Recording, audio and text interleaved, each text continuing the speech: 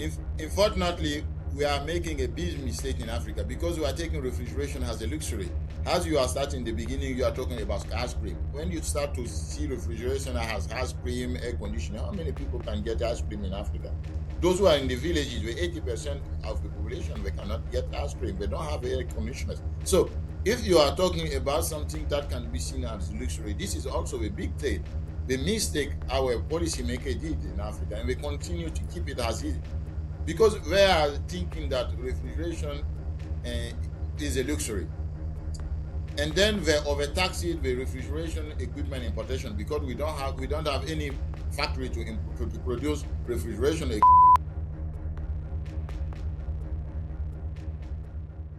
handle in Africa.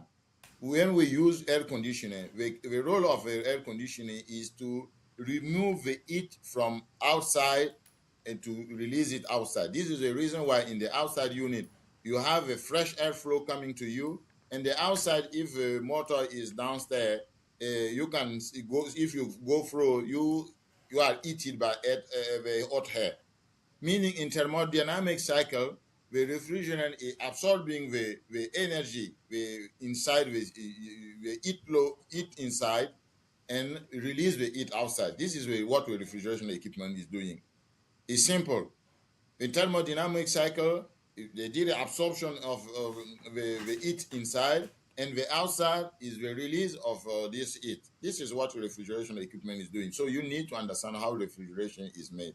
So to make this kind of machine, you have also to understand a lot of things. For example, you have to make what we call technically the heat load. The heat load is the quantity of heat you will have in that room, for example, to design the suitable equipment to remove this quantity of heat. Okay.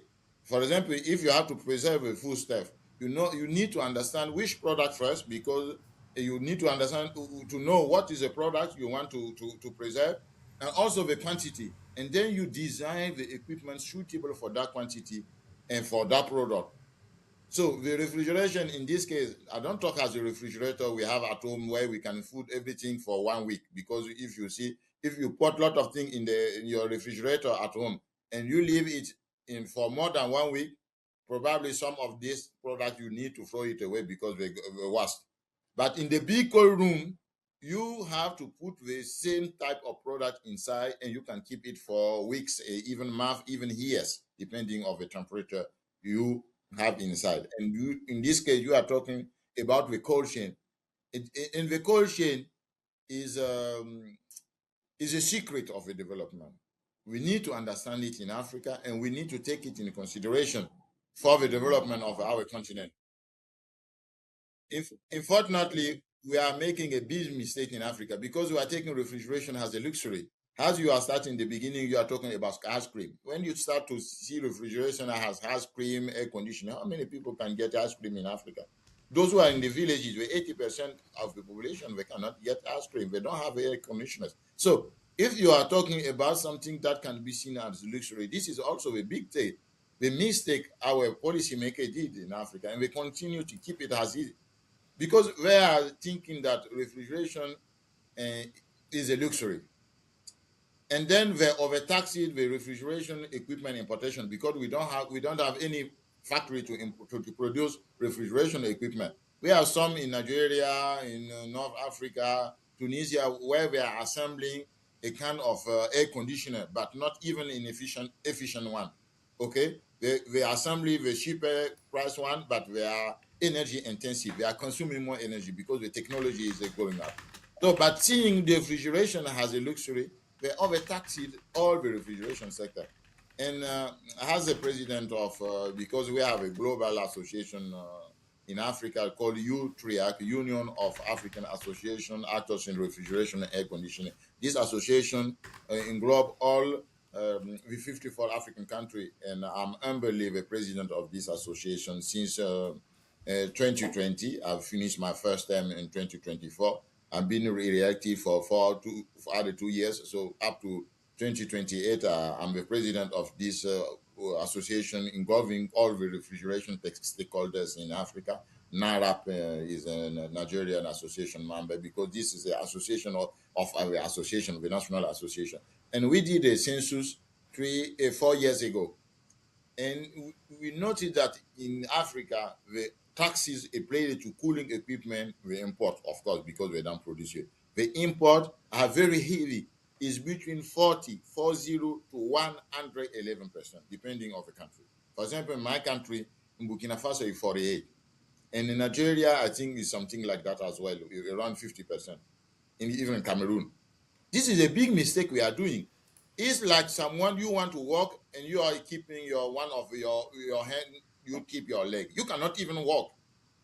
So if you take refrigeration as a luxury, how can we talk about develop our agriculture? Because you cannot develop agriculture sector if you don't have any cold chain to support your agriculture. And if you take it as a luxury, you cannot. This is the reason why we are producing a lot in Africa, and we are losing also a lot. Just see the food. I've been in Nigeria 2 years ago. When I told you at the beginning, I met the Honorable Minister of Federal Minister of Agriculture. I met him in Abuja 2 years ago. I've been in Jos. You Nigerian, you know where is Jos. Jos is in plateau area where we are producing tomatoes. I've been to visit with Nigerian filmmaker Ike Nambwe, a friend of mine, who is a well-known filmmaker in Nigeria. And Ike, as I explained to him what is refrigeration is crucial to Africa, he said we need to make a film on this. And he invited me to come to go to Jos to see the farm, and we had the opportunity to talk. Just see how they bring the tomato from Jos to Lagos to Mile 12 market. The Mile 12 market is the largest fruit and vegetable market in West Africa. This is located in Lagos. I don't know if you are aware and you know that market. I've been there. Every day we have 10,000 traders, 10,000 traders per day who are trading fruit and vegetable in that market. And there is no place there is a place to storage their product.